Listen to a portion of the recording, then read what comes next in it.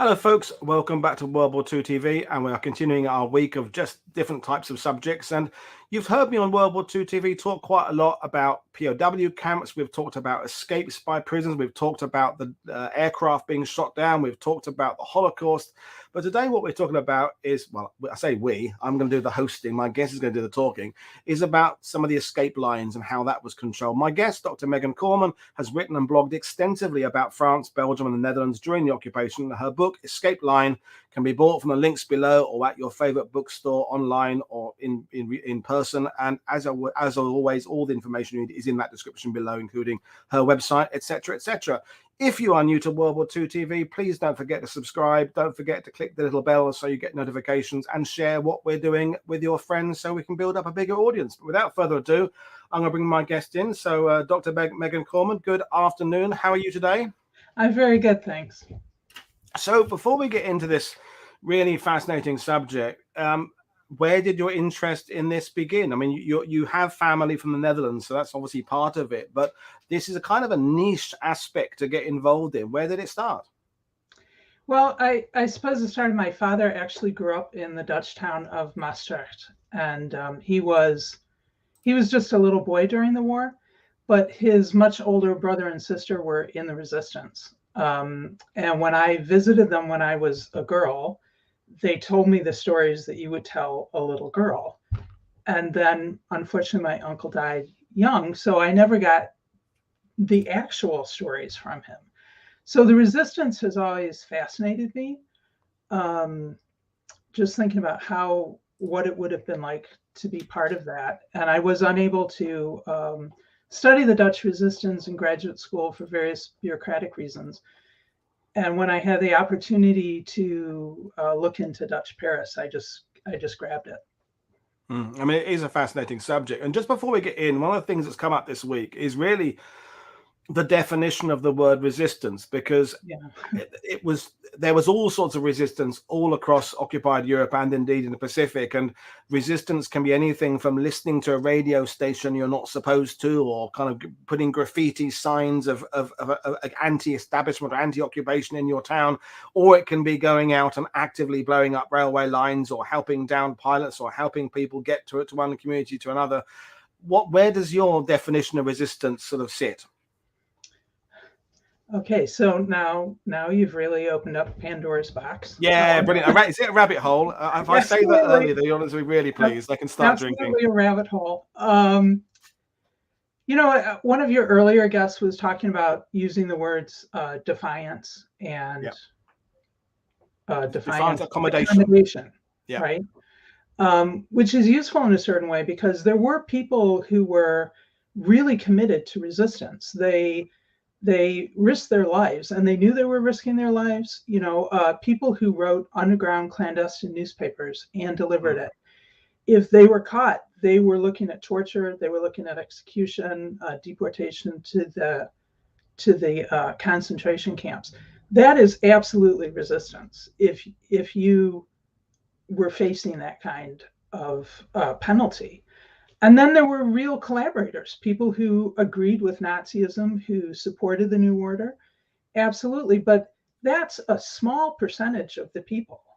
Most people didn't know how long this war was going to go on.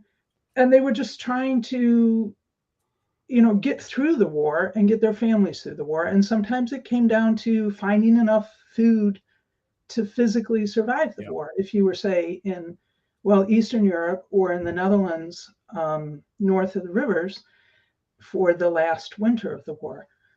So one of your guests had suggested this defiance and opposition. And I think that's a really useful concept for the great majority of people who were somewhere on that spectrum, and it would have shifted over time and in circumstances. And I think of a friend of mine who grew up in your part of the world, in Normandy. His grandfather was a working class man, no Nazi, but no great hero either. And he was required, along with other men from his company, to patrol rail yards at night. So he did it. Now, are you going to say he's a collaborator? Well, let's look at that, because if he didn't do it, he would have lost his job, which means he would have lost his protected status, which means he would most probably have been shipped to Germany for forced labor. And then what would have happened to his wife and kids? So I'm saying he was at that rail yard not to defend the Nazis or Vichy or anything like that, but to defend his family. If he, told the commandant every rumor he heard about the resistance, then he's way down on the accommodation towards collaboration scale. If he told the resistor down at the bar what how many trains he counted, then he's more towards the defiance end. If he was just the worst night watchman ever,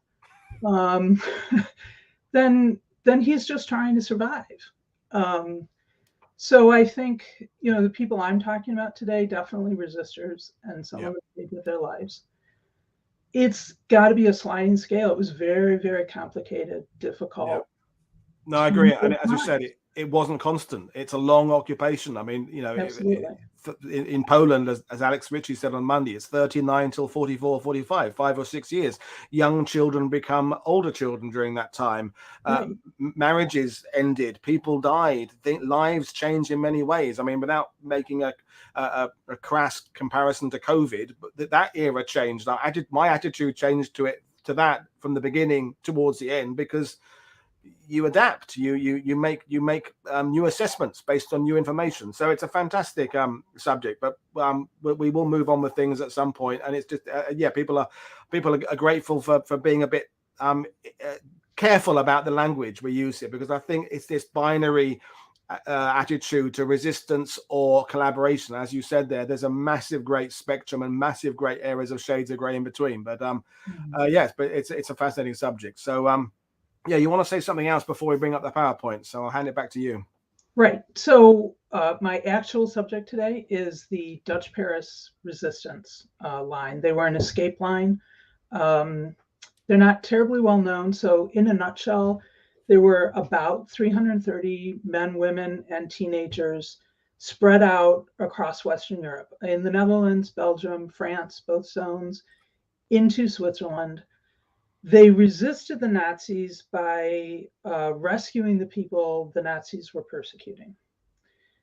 So they rescued about 3,000 people, half of them in hiding, supporting them in hiding, and half by smuggling them out of occupied territory into neutral Switzerland or neutral Spain.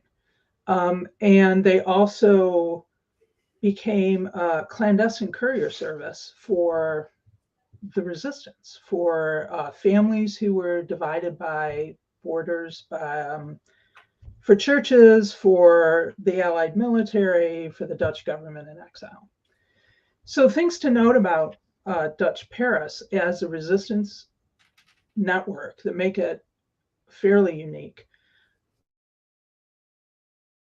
These are citizens who see an injustice and step up to ameliorate that injustice as best they can. They are not organized by SOE. There's no political party bringing them together. There's no particular church. This is a very eclectic group of people. They're international. Most resistance lines are pretty local. At most national. This one is covering all of Western Europe. They're also transnational in that they are not thinking about in the categories of nationalism, which were really strong during the war. That was the Nazis' big thing. They are thinking these persecuted people are human beings, and we are human beings. And we are acting as human beings, helping other human beings. And the other thing about them is they're nonviolent. They did not carry weapons. So I'll set the scene, and then I'll tell you how Dutch Paris responded to it. So there was quite a bit of clandestine movement in the population in Western Europe during the war, because although the Nazis came in and very different from Eastern Europe, they were correct and nice enough to the general population. They were Nazis, so there were people they intended to get rid of. And these people, either coming from Eastern Europe or part of the Western European population, end up going into hiding or trying to flee. So there's this clandestine movement. And it was many groups. Now, maybe we could have the first slide. So there were many groups, but there were three groups in particular that Dutch Paris helped. And this was because these are the people who asked for help, not they would have helped anybody pretty much. In the top corner, you have these two darling little boys, Jewish. They're from the Netherlands. Their parents put them in hiding in 1942, and then the parents hid separately. And in early 1944, January, Dutch Paris reunited the family and took them to Switzerland. And I'm happy to say that both of these two are now grandparents, grandfathers in the Netherlands. If you go to the bottom left, another group that Dutch Paris helped a lot were resistors of various sorts. These individuals happen to be what the Dutch call Engelenwaarders. And those are men who, and a handful of women, who left the occupied Netherlands, made an illegal journey, sometimes quite spectacular, to England to join the government in exile or to join the Allied military. Now, these guys got to Spain with Dutch Paris, and they're smiling because they're on the Spanish side of the border. And then they all went to England to various further adventures. And then, of course, as I'm sure all your audience recognizes, that is the crew of the B-17 bomber. They crash landed in northern France in late 1943. Those who survived were helped by Dutch Paris to get to Spain. So those are the three main groups that Dutch Paris is helping. Now, fugitives of any sort pretty much had two choices. They could hide.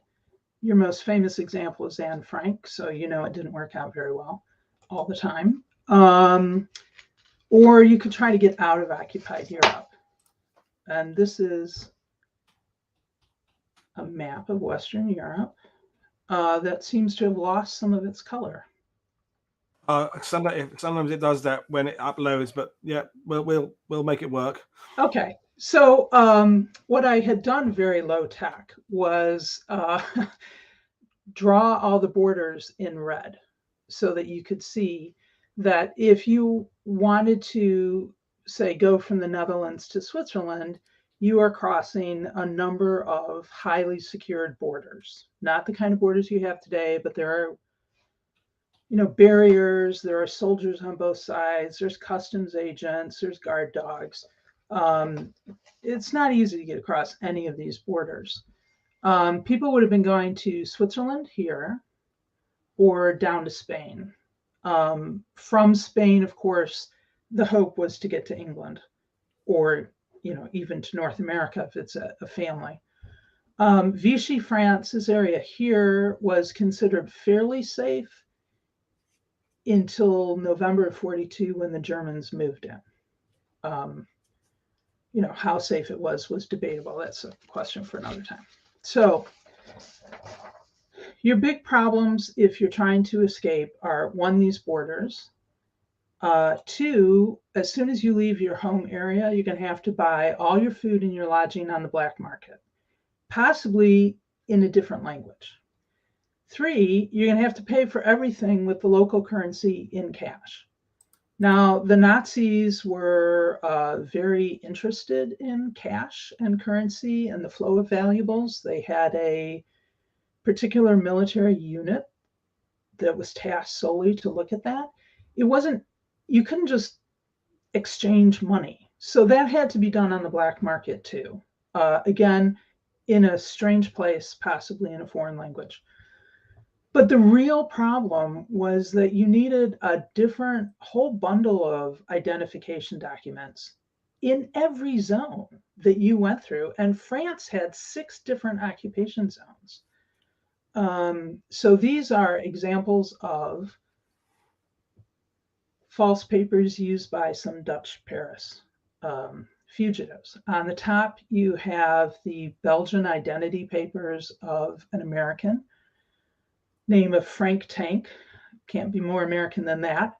He was one of the aviators on that bomber crew that we saw. The cream colored document is a French identification card for a Dutch Englandvaarder, Rudy Zeeman. And Rudy got himself arrested in Paris by the Wehrmacht. But his false papers said that he worked for the SD. And the Wehrmacht officers were not willing to mess with an authentic SD officer. So they put him in a car and they were taking him to Gestapo headquarters. And Rudy opened the door on the back seat and he rolled out and he ran off into the streets of blacked out Paris. And he comes to this very busy shopping area. He's not sure where to go because he's Dutch. He's not from Paris. And an elderly lady walks up to him, takes his arm, and says, "Walk slowly. We're going to the metro." So here he is walking with this very respectable woman on his arm. He looks like her grandson, such a nice boy. The police are running by, the whistles are going. He gets to the metro station. From there, he's good. He gets back to his contacts. They're not very happy with him, but they change his appearance, they change his hair, they give him glasses, they make these false papers for him, and they ship him off to Spain as fast as they can. And he made it out. He ended up spending his most of his career in Australia. So you've got serious obstacles to being able to get out of occupied territory. There were some people who made it. They had the chutzpah, they had the money, they knew enough languages, they did it. But most people are going to end up needing help of some kind somewhere along the way. And this is really the crucial moment. It's a risk to ask anybody for help, even somebody you might know slightly. But it's also a risk to offer help, because to help a fugitive is a crime.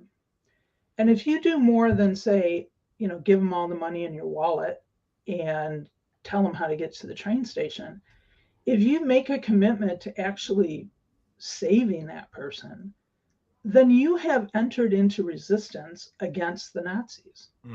You haven't signed up for a resistance network, but you're in the resistance. And if you're really committed to that, then you're going to need help from other people, from your neighbors, from merchants in your neighborhood. And they sort of end up making a very local resistance group to rescue these people. And then rumors spread. People find you.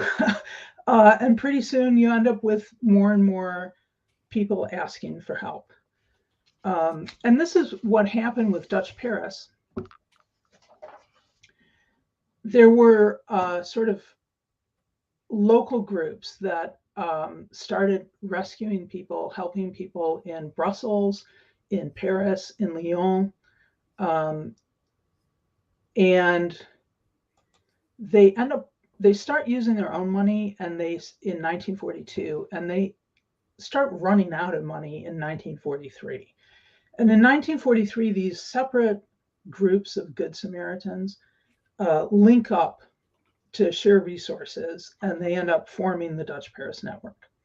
So let's take a look at how these different groups grew up and linked up. I'm going to start in Lyon, which is in the general vicinity of where I drew that arrow. And as I said, Lyon was in the Vichy zone. It was in southern France. So until the Germans come in, it's relatively safe. And we start with this couple of newlyweds, Elizabeth Cartier and Jean Weidner. Got married in January of 1942. Elizabeth Cartier was French. Her father had been killed in this First World War. Her mother lived in Switzerland. Before her marriage, she worked at the French consulate in Geneva. Weidner was a Dutch citizen who always lived in French-speaking places. He was always considered, always thought of by strangers and everybody else as being French. He was a businessman in his early 30s. So in the summer of 1942, Weidner got a letter from a business acquaintance, a Dutchman who happened to be Jewish. This man and his wife had found their own way out of the Netherlands, through Belgium, through northern France, all the way into Vichy, and then they get arrested for crossing the demarcation line illegally and chucked into prison for 30 days, which was just the standard response to any foreigner in Vichy. And this acquaintance writes a letter to Weidner. And Weidner and Cartier have choices here. They can say, oh, let's send him some food. We'll send some money to the prison. Or they could ignore it. Who would know, really? What they do instead is they decide that they are going to definitively save this man and his wife by taking them to Switzerland, which is really a radical choice and pretty bold, actually. They could do it, though, because they were both very familiar with the Swiss border in the Genevois. The Genevois is the valley around Geneva. At that particular point, the Franco-Swiss border runs through a valley instead of through the mountains. Weidner had spent his teenage years in this village, Collonges, which is on the French side of the Swiss border. And he had friends like Jean and Anna Zurcher. Here's a photo of them and of their home. They had two very small children at this point, but they would hide, they joined up with Weidner and they would hide refugees in the attic of that building. And Jean would, when it got dark, he would take them down the hill to the border and across. He was also a courier because during the day he taught, and at night he would ride his bicycle to Geneva for classes for his graduate degree. So he was very well known to the customs agents on both sides, and they very rarely stopped him, and he just carried all sorts of illegal things back and forth. The other advantage that Weidner and Cartier had was that Cartier had these great contacts in Switzerland, and she was able to get legitimate refugee permits for people they were helping.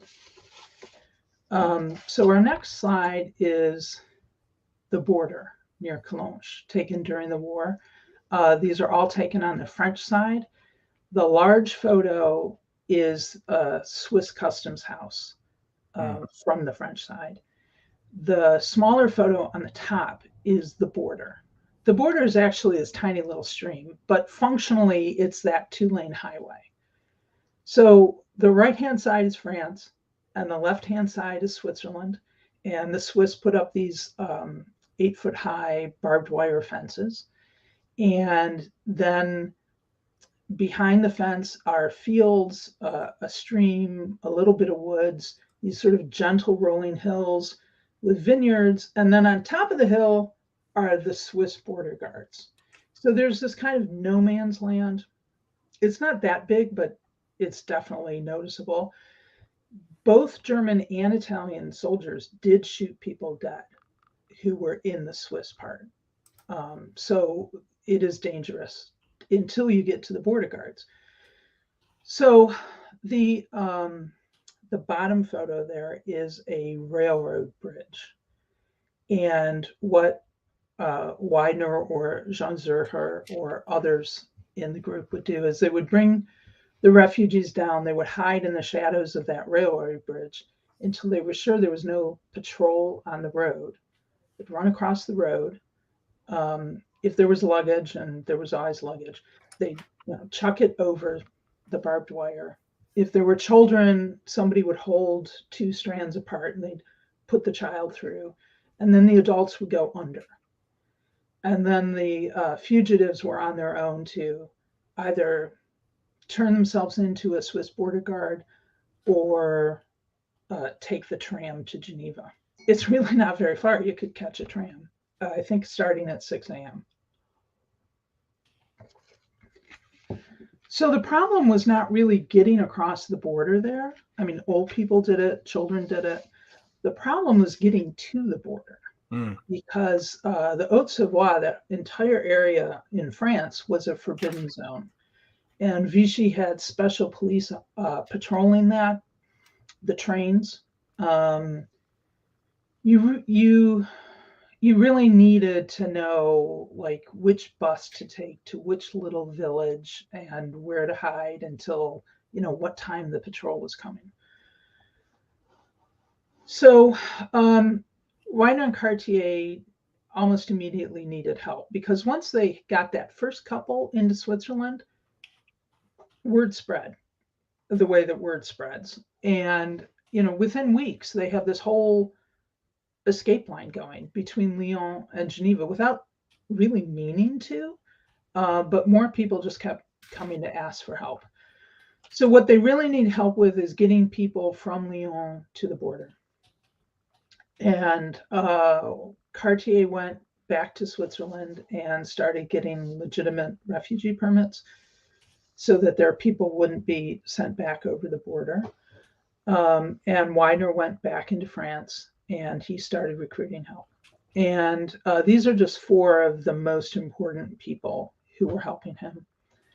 Maurice Jacquet was a French insurance agent.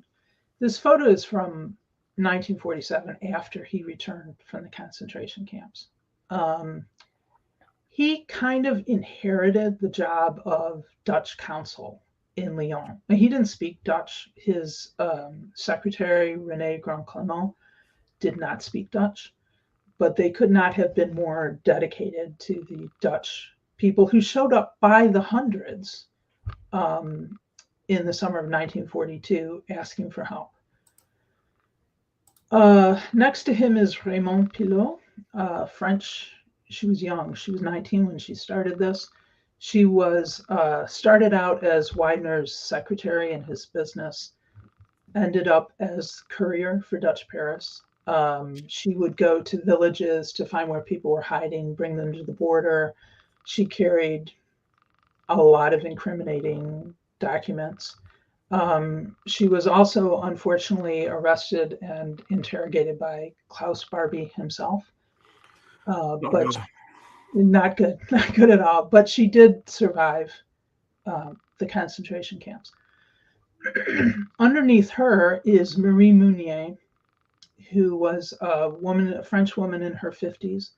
She had a very small shop in Annecy between Lyon and the border, where she sold, you know, souvenirs and ribbons. Not important, but she was very important in the local resistance in terms of shelter and clothing and supplies, that kind of thing. She was very important.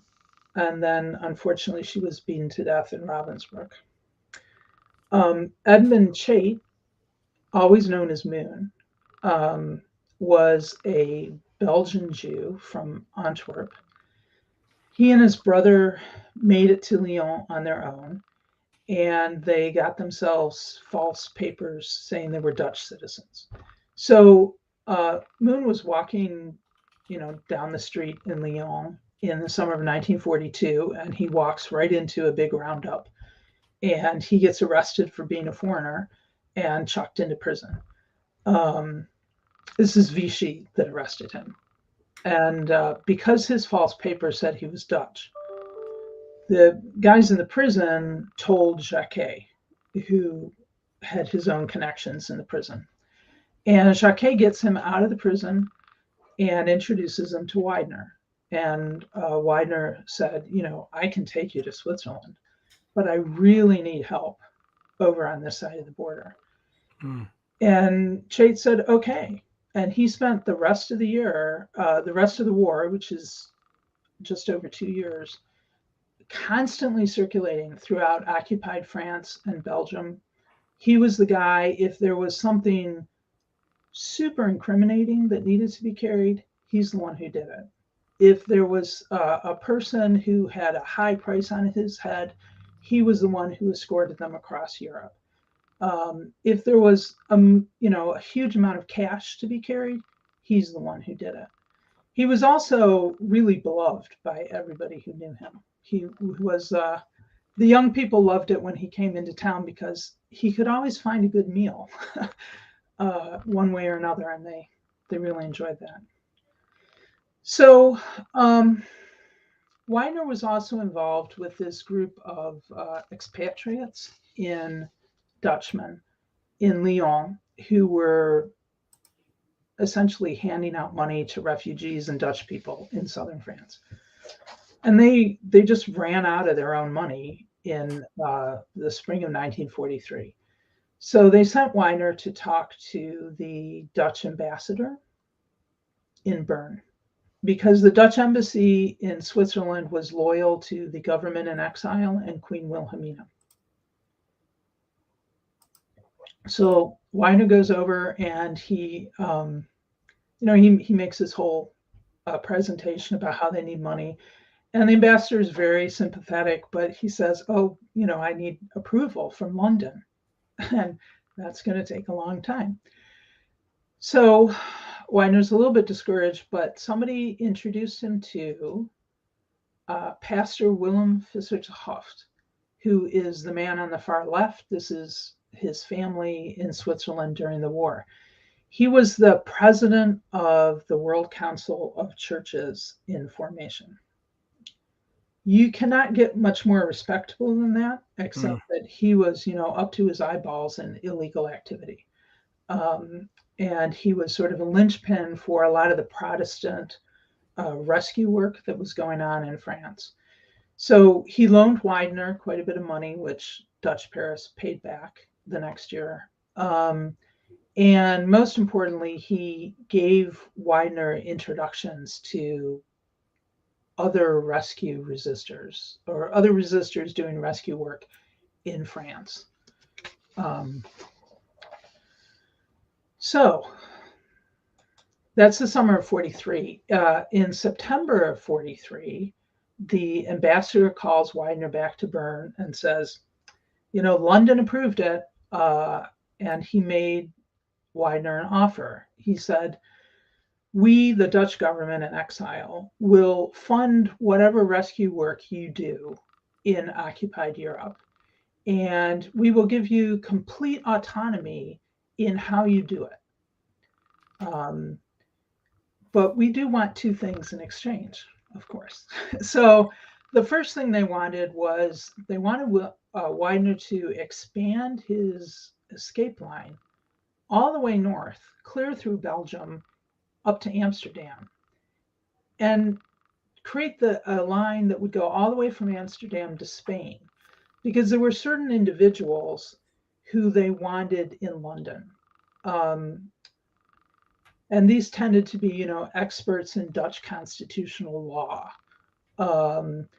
the editor of the biggest Dutch underground newspaper, people like that. But Weidner would be able to take whoever else he wants on this line. It would not be exclusive to these particular people of interest to the government in exile. And the other thing that they wanted was they wanted Weidner to create a courier relay for microfilms between Amsterdam and Geneva. And basically it was the London Dutch just wanted to know what was going on in occupied Netherlands, and the Dutch resistance had a lot to say about what was going on. So here you have Weidner. He is already wanted by the Gestapo. He has already been questioned. Jacquet has been questioned. Weidner's wife is in Switzerland. He has business contacts. He could easily have said, I've done my share. It's too dangerous. But he doesn't. he goes back into occupied territory. But he knows that the only way to organize this kind of resistance is in person. You can't make a telephone call. The telephones are tapped. You can't even send a letter across a border. And if it is, it'll probably be read, and probably won't get there. So he recruits two other men to be co-leaders of Dutch Paris. And what you have up on the screen are some of their wartime persona. And just to jump in with a question, because the way you started this, it's individuals who know a couple of people. In one case, a secretary who knows, and now it's suddenly on the brink of being something much larger. Which means, on the one hand, they can accomplish more, because the more people involved, the more people you can get out of trouble.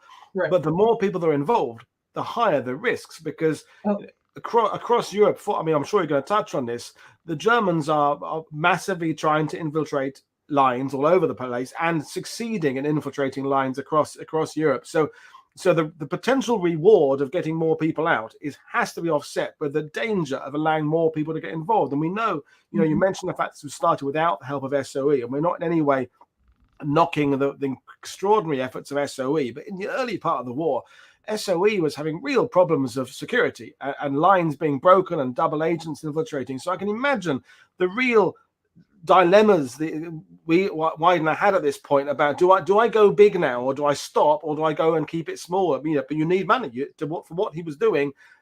That they need assistance. So really difficult dilemma. Yes. Although he was, I don't think he thought about it too long. Actually, he was a man of great faith. He probably prayed over it for an hour or two, and then off he went. But you're right. But they were aware of these security issues, and these three in particular, Weidner, Chait, and Renz, who I'll get back to in a moment, had their sort of own separate routes. They had hiding places that nobody knew where they were. They did not stay in the safe houses that other people stayed in. Right.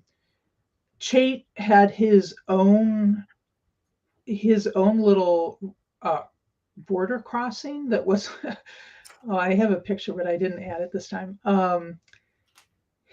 It was a little footbridge over a river between Belgium and France, and it was full of barbed wire, and he would go along the outside of it to get across. And this paid off big time.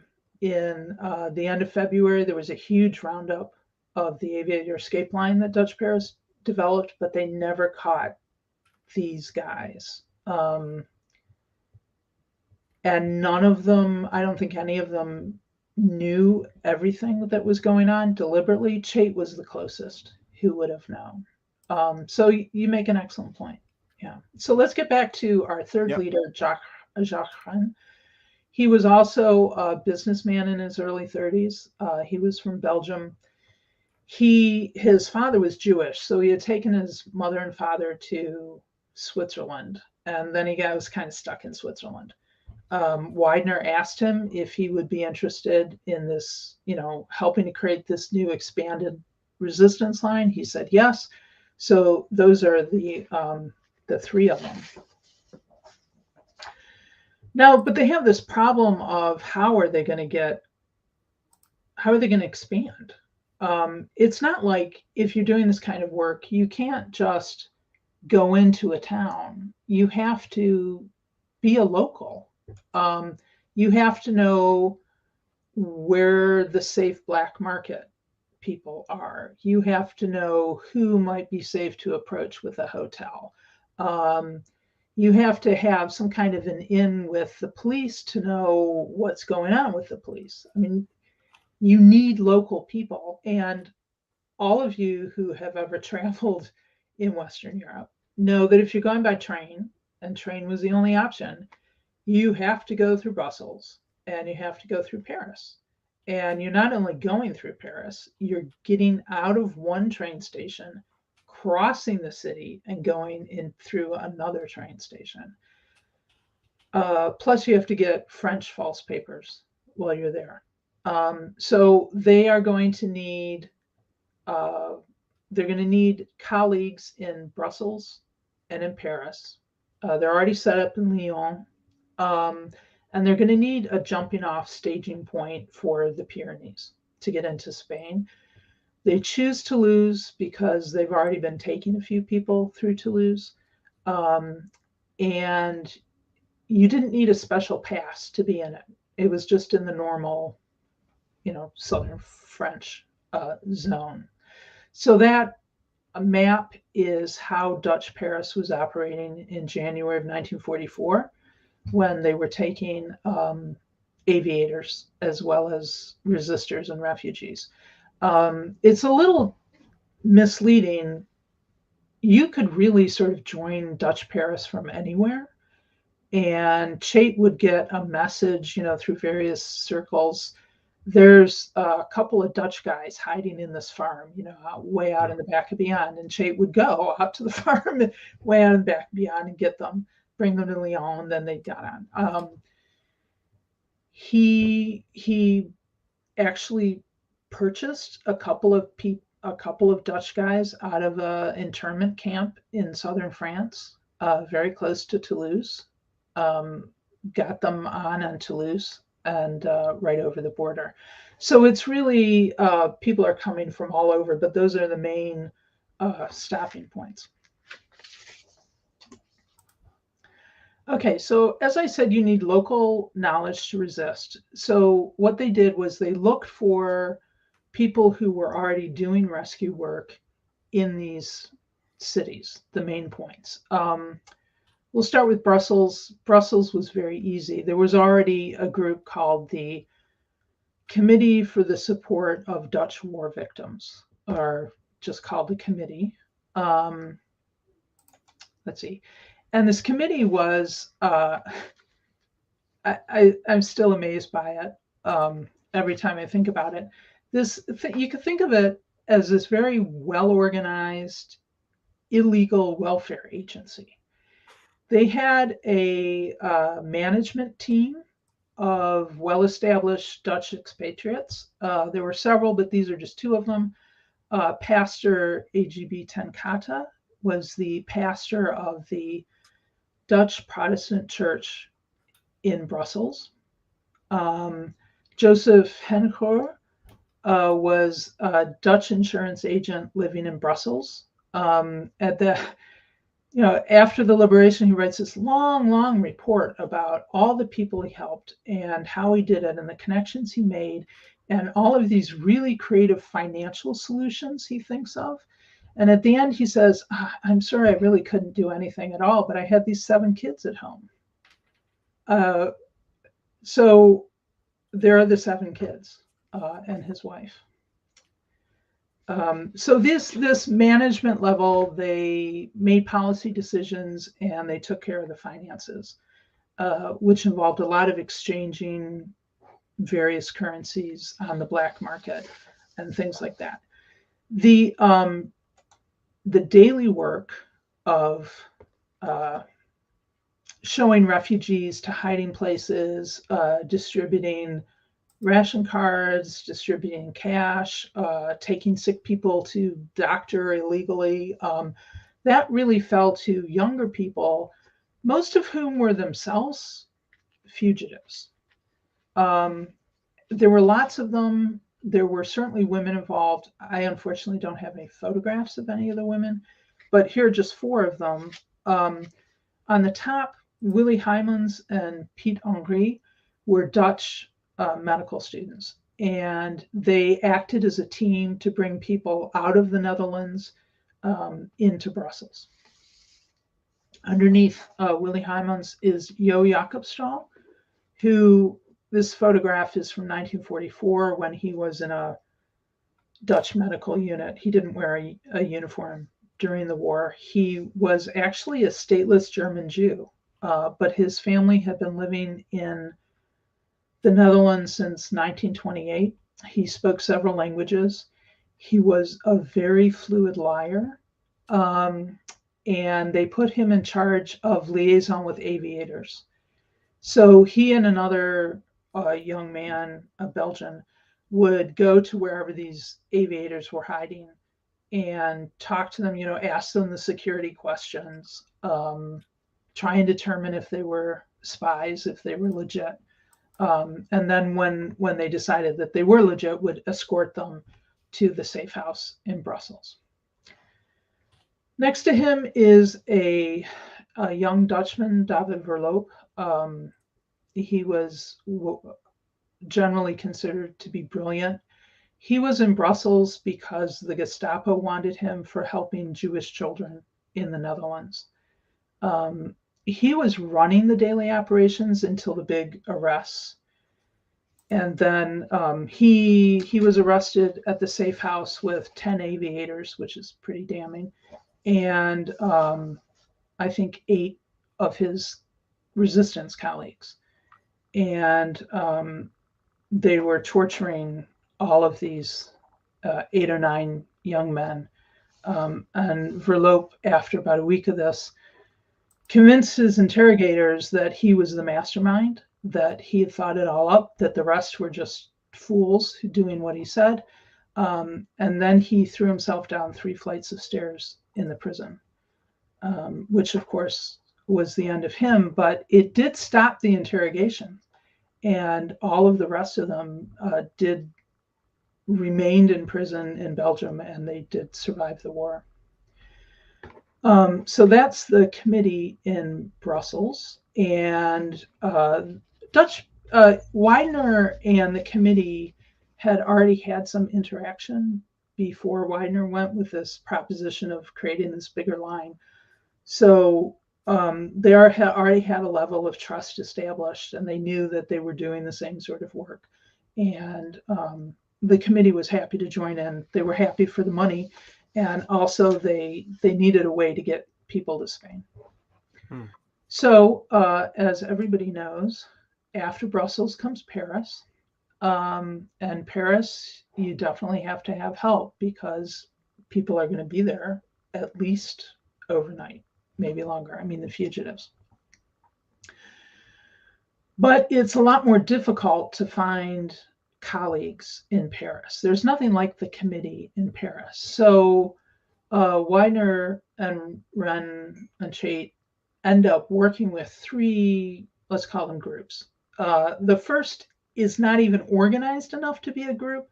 It's more a category. And it's women who had been helping refugees out of the goodness of their own hearts. One of whom was this young woman, Catherine Ochhausen. Her parents were Dutch farmers south of Paris. And she was working for the Dutch Chamber of Commerce in Paris. This is her legitimate identification card as working with the Dutch, committee for refugees in 1940 of all those people who came south in the Exodus. The others were secretaries, social workers. One of them was John Weidner's own sister. She was a secretary at the Seventh-day Adventist Church in Paris. And she was on that sort of secret level of the leaders. She was their postbox. And we'll get back to her.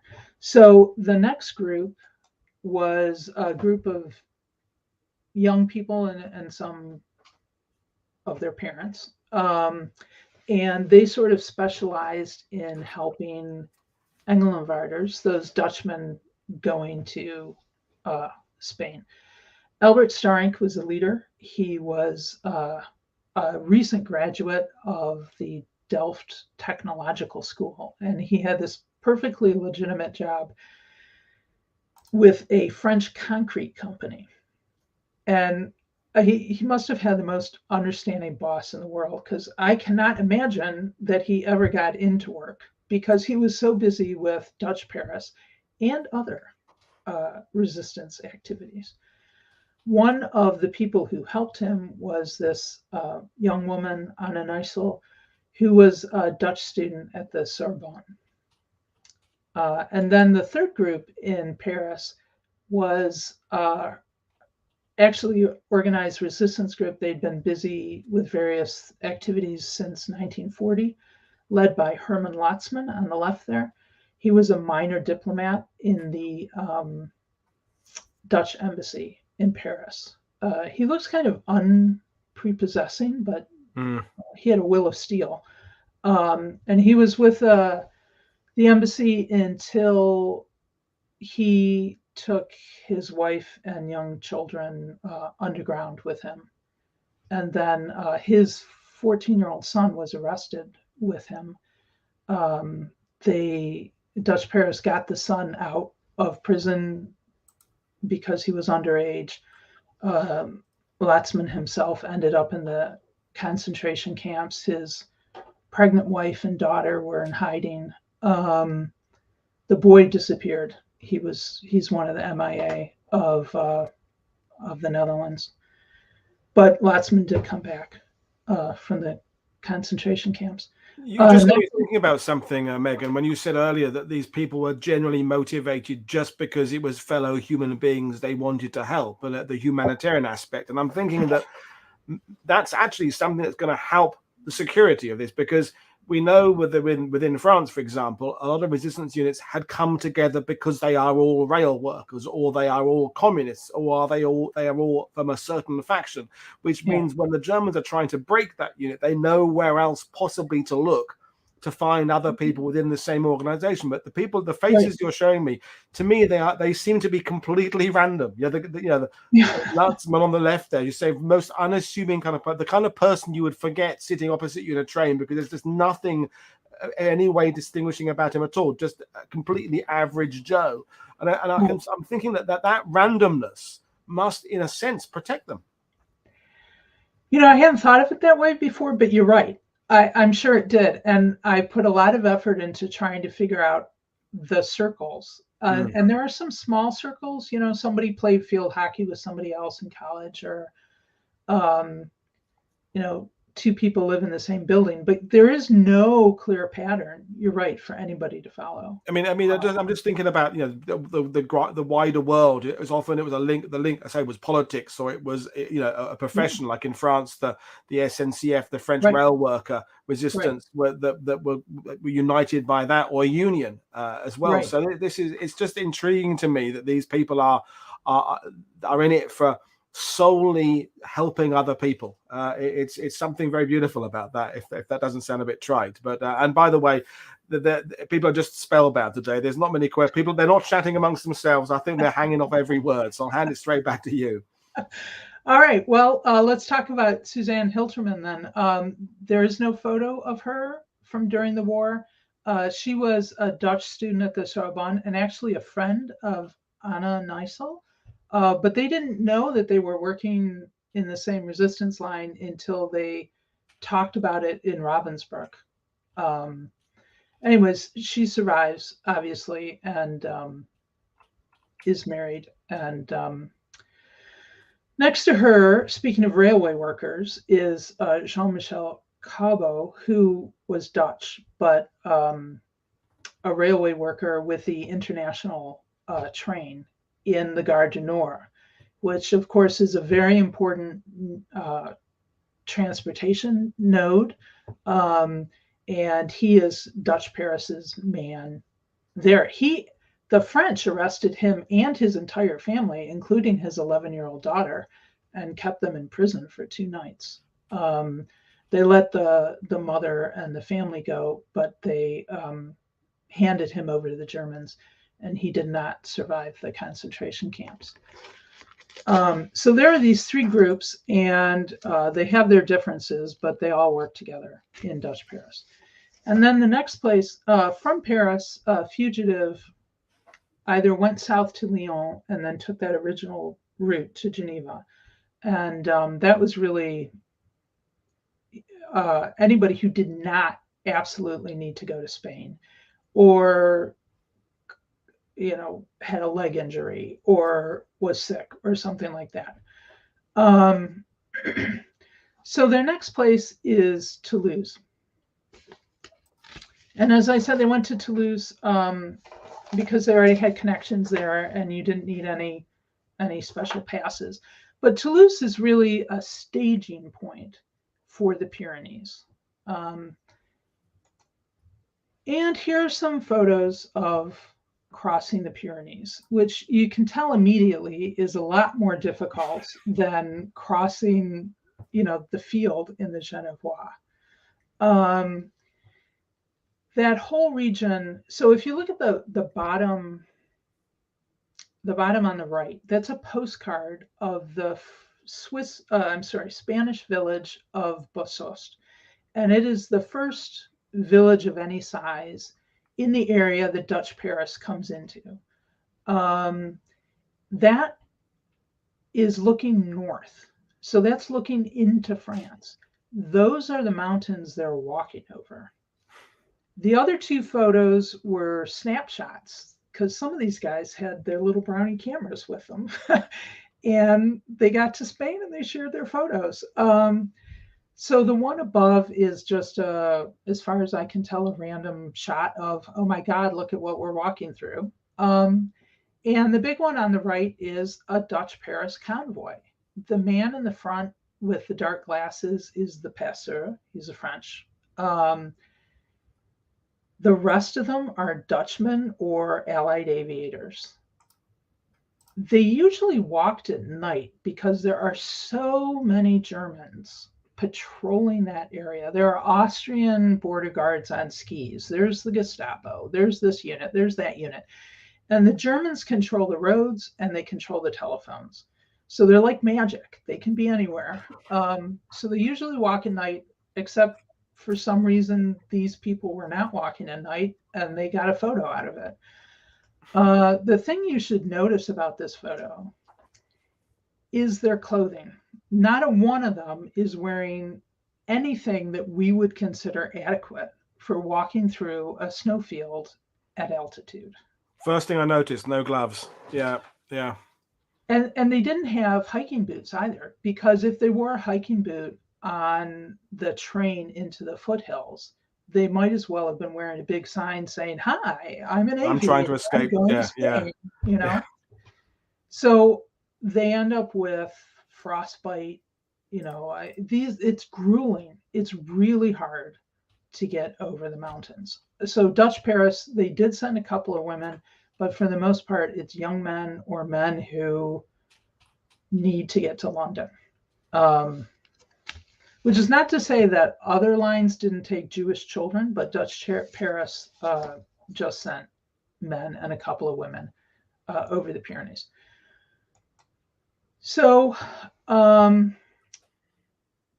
there's a Dutch priest in Toulouse, Father Andestega, who's again very respectable, up to his eyeballs in illegal activities. And he gets roped into that top layer, secure layer of Dutch Paris. But there's no real Dutch community to plug into.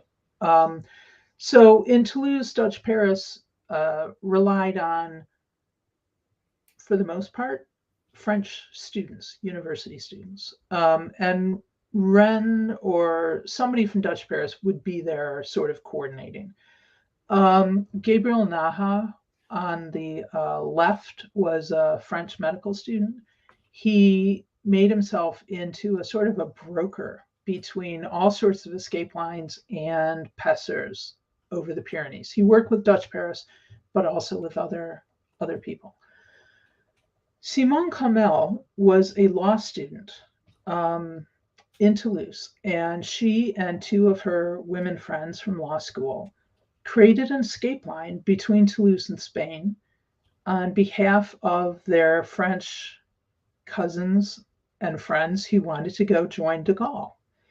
And then they opened it up to Dutch Paris as well.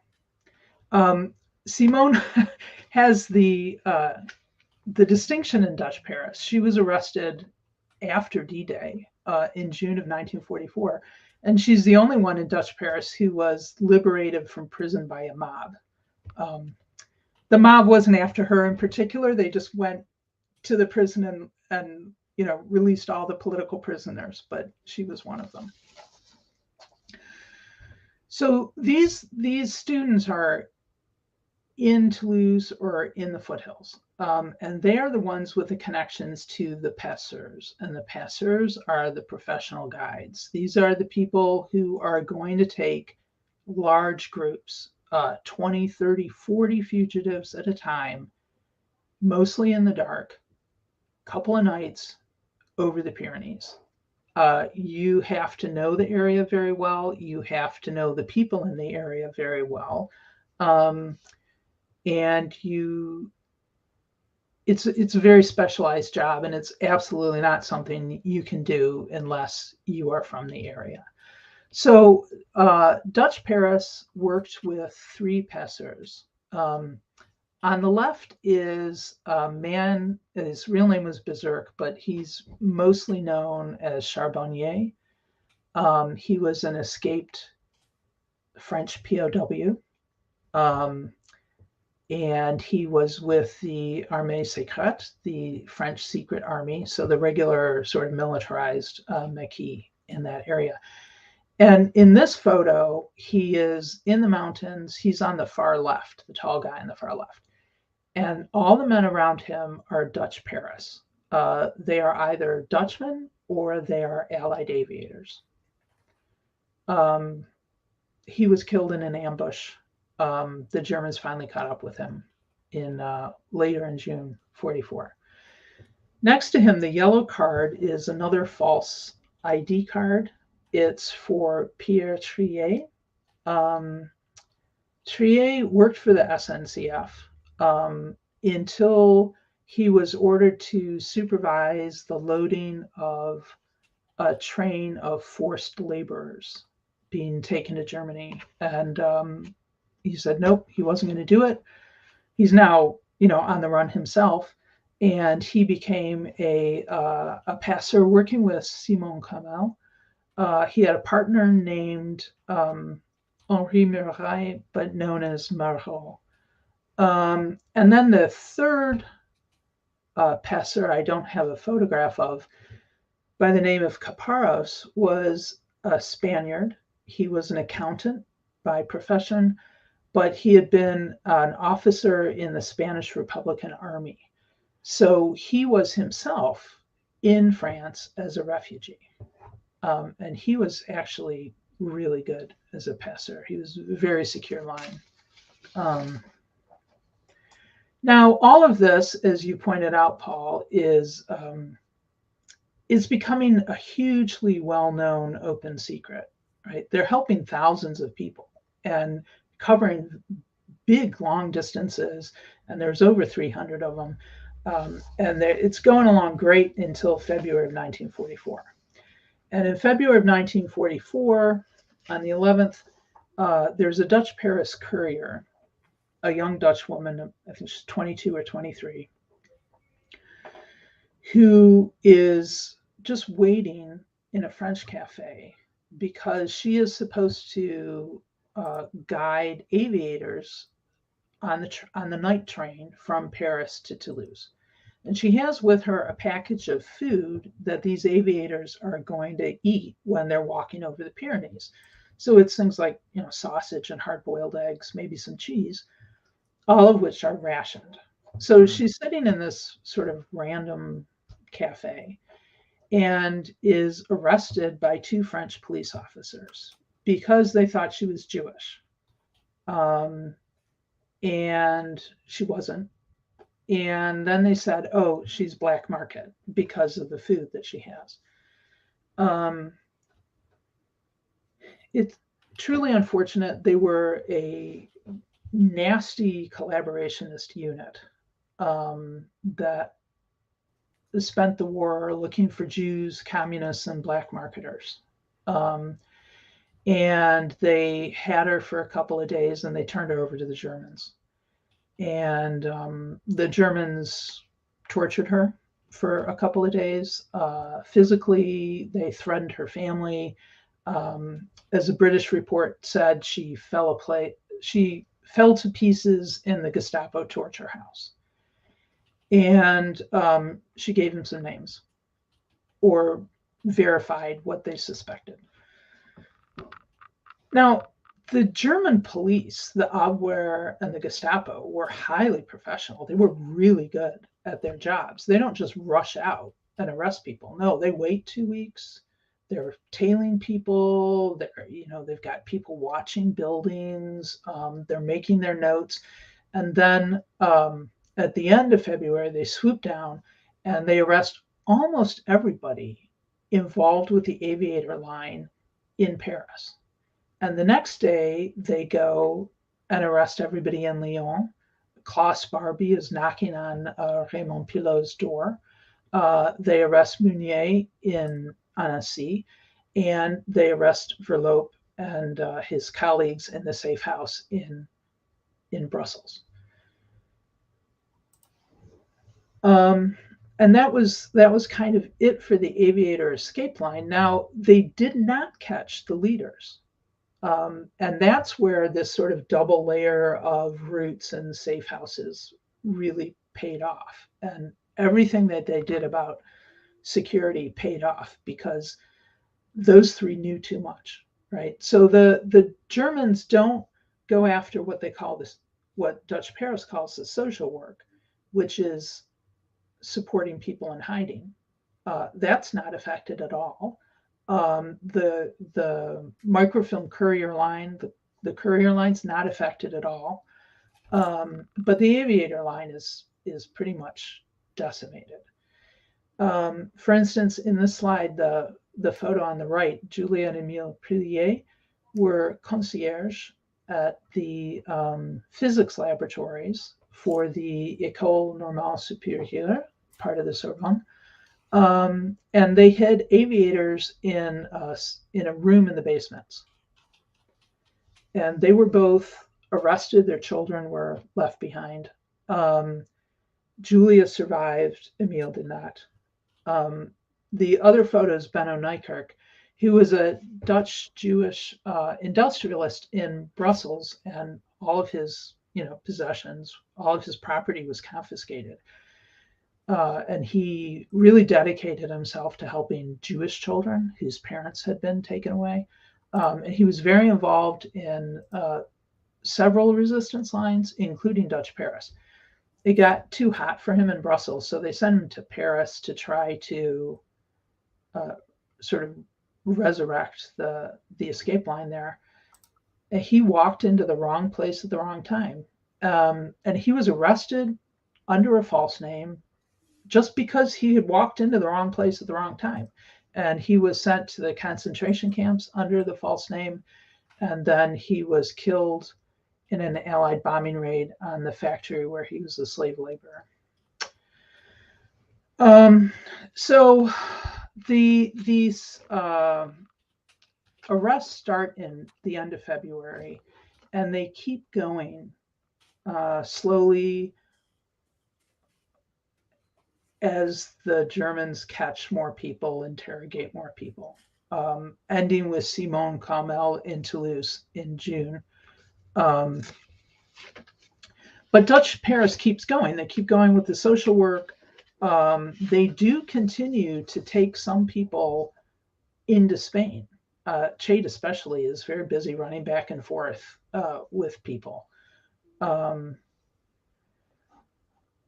So they really keep going until the liberations of France and Belgium in the summer of 44. Oh, let's see. Okay. So they started pretty much in the summer of 42, and they end in the late summer of 44. And they have rescued about 3,000 people, half supporting and hiding, half taking to neutral countries. And it's an amazing accomplishment, but it did come at a cost. At least 40 fugitives were arrested while they were under the protection of Dutch Paris, and some of them died in concentration camps. Of the 330 men and women in the line, 65 were arrested, 38 of those were deported to concentration camps. Two were shot on the street, while fleeing arrest.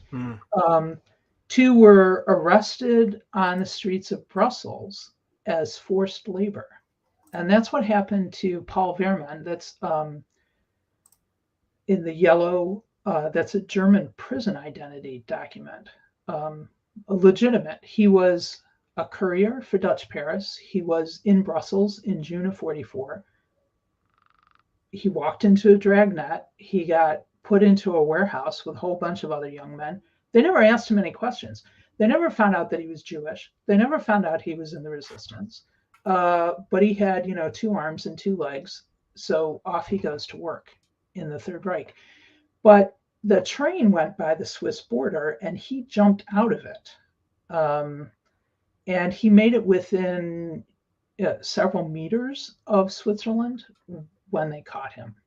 And they decided he wasn't going to be much of a good worker, so he was in prison for the rest of the war. But he did come back. And then there were, these 38 men and women deported to the concentration camps.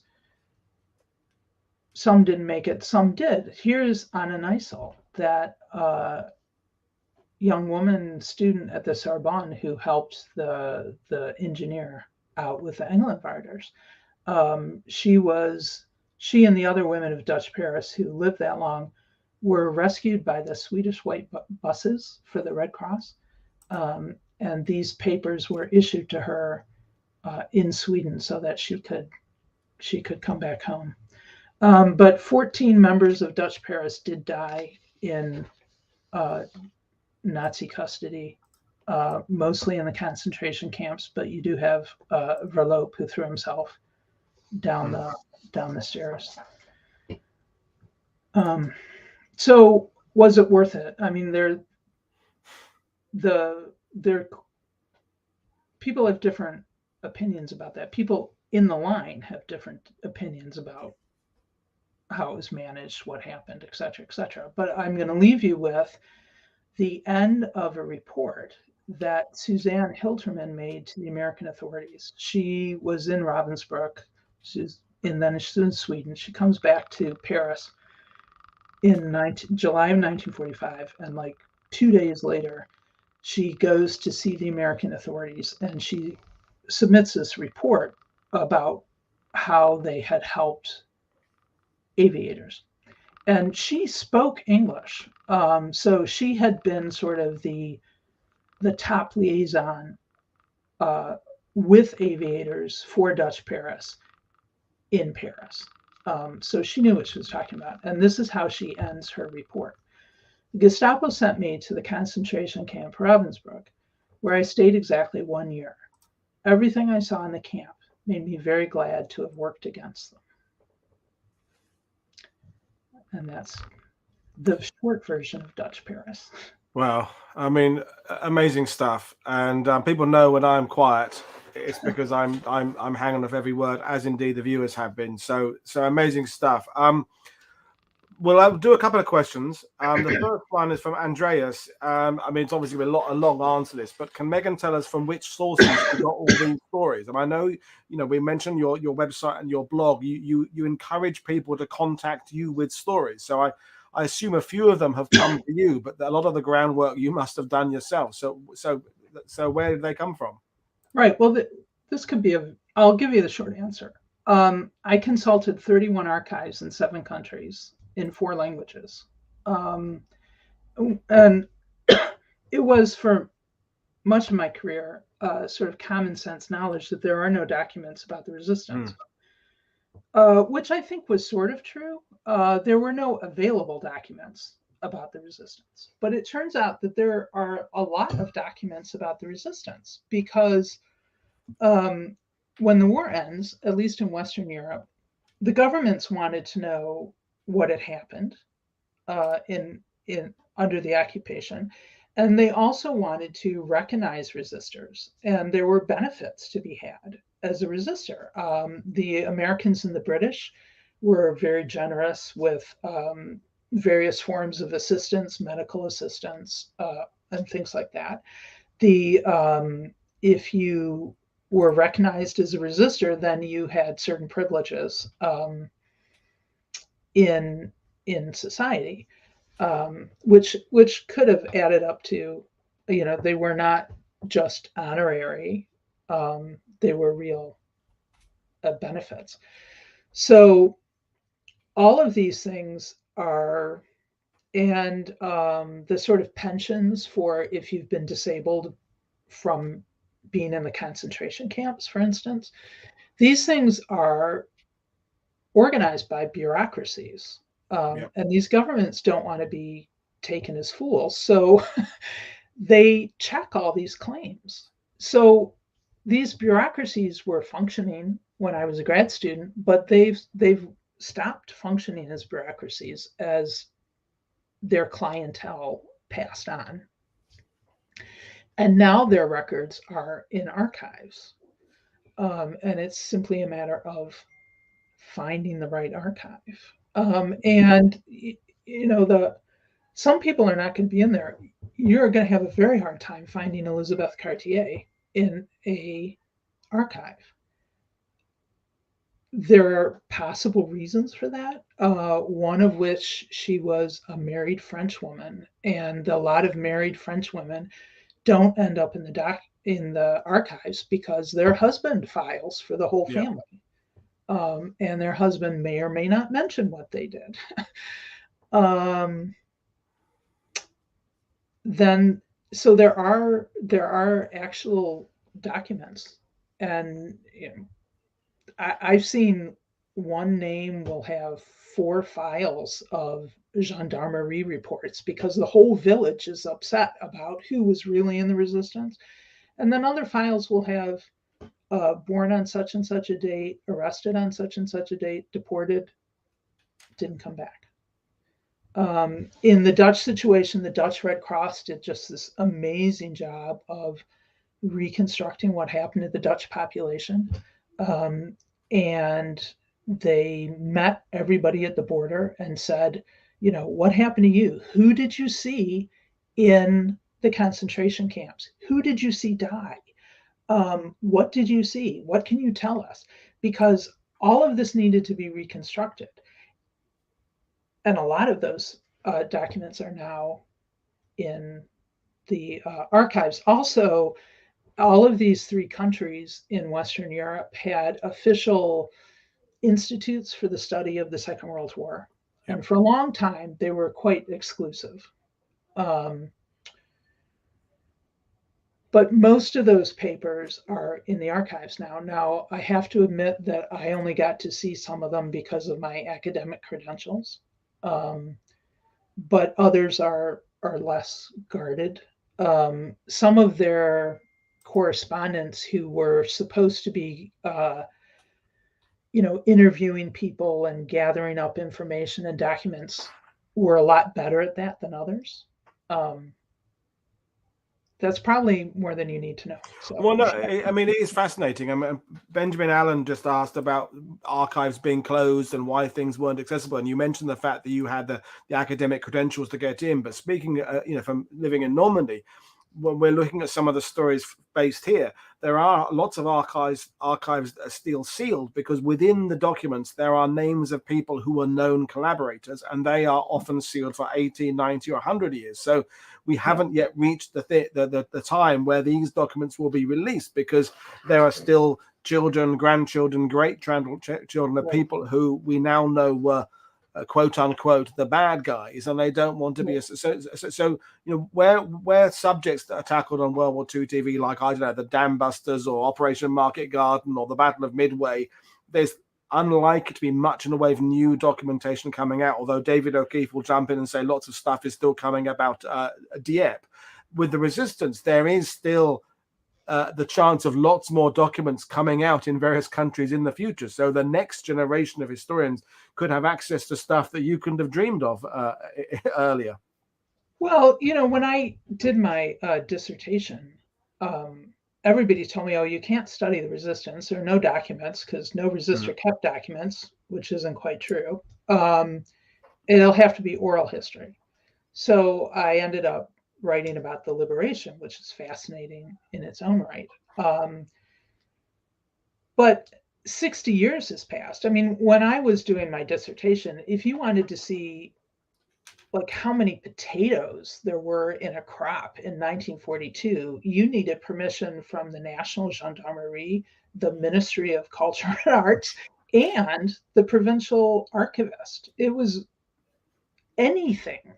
But now you can go in, if you go into the regional archive in Lyon, is tremendously well organized. Yeah. In part because of Klaus Barbie, or the reaction to his trial. All you need is your passport, and you can get things that I couldn't have even dreamed of. Yeah, Leon. I mean, we've got friends in Leon is really groundbreaking in what they're making available there, and the museum there on the resistance and the occupation is state of the art. And so yeah, it is just fantastic. And I think I'm already going to extend the invitation to come back on and talk about another aspect, because the liberation is another interesting subject. And but I'm reminding people they can get your book in Dutch as well. So if there are people in the Netherlands or Belgium, they can get a Dutch language version of it. Well, what about a French version at some point? Is that ever likely to happen? There are many people who would like that to happen. Yes, but I know there's lots of legal problems of getting books translated into French, but yeah, it's not a legal problem so much as it's a time, money, funding problem. Yeah, as always, right? So I'm not sure I really answered the question. The real reason that you couldn't see documents was what Paul said, which is this this ongoing and still ongoing importance of what your family did during the war. And interestingly, at the same time that the French archives are becoming more open, the Dutch archives are becoming less open. Well, it's I mean, for fear of going down another rabbit hole, it's one of the things, again, we've discussed on the channel, is that the various countries that were involved in World War II are at a different place along the journey of putting it in the past, accepting what their role was, and confronting the demons and the positivity. And France, I make the point all the time, I can go in my living room now, switch on the TV, and there'll be a documentary on somewhere on French TV about the collaborators, about Vichy, about the bad people. 20 years ago, 30 years ago, you couldn't get that information. Now France have kind of said, yeah, okay, we hold our hands up. There was the milice, there was Vichy, there were bad people, and they're openly talking about it. The Netherlands is in a different place. They're on a different set of tracks, different places on this journey, and it's a fascinating era to be interested in this subject, because of this archive release and confronting every country. The people who are watching it today from Netherlands and Belgium, and there is culpability in all of these countries as long as heroism. They all work alongside. It goes back to that very first comment we said about the shades of grey between outright resistance and outright collaboration, all those million areas in between that are still very awkward for countries to confront. And my other half, Mag, because I grew up in Britain didn't have that problem because we were never occupied. It was a bit more black and white for us, although the Channel Islands, of course, is separate to that. But yeah, it's a fascinating subject, and it's been extraordinary talking to you about it. What next for you in terms of your future projects? Well, I've written a young adult novel about some Dutch Paris teenagers during the war, and that's been translated into Dutch and is coming out in March of 2023. Still looking for a publisher in English. And I've written a screenplay about Moonshade. That's sort of what's going on. Wow. I wish I could say, the movie's coming out next week. Everyone I know who's written a great book is always hoping to get that telephone call from Spielberg or Hanks or George Lucas, or everyone would be saying, here's X million pounds, go and make your film. But it is that ongoing struggle of getting history out to people, and it's that balance between popular history, new history, niche history. What do readers want to learn about? What does the publishers want to give people? What does conventional TV want to put on their World War II programs? And it's a big complicated subject. You're doing a fantastic job with World War II TV. Thank you very much. I try. One tries to cover a lot of areas. And one is succeeding. Yes. Getting there, yeah. Well, it's I will bring things to an end because I will. It's been a delight talking to you again, folks. You can find the links to Megan's website and blog in the description below. And I spent a good couple of hours on your website looking at all the blog details and the information you've added over the years. It's one of those. It's not one of those authors' website where it's just a page and a couple of bits there. It is just a rabbit warren of potential things to read about. So well done with that. I suggest people go and spend some time there. It's been a delight talking to you. And folks, I'll see you all again tomorrow with the delightful Tessa Dunlop talking about the subject of marriage, sex, and love. And you can find out more tomorrow. That'll be tomorrow's show. Thank you, Megan. And thank everybody for watching. Cheers, everybody. Bye. Bye.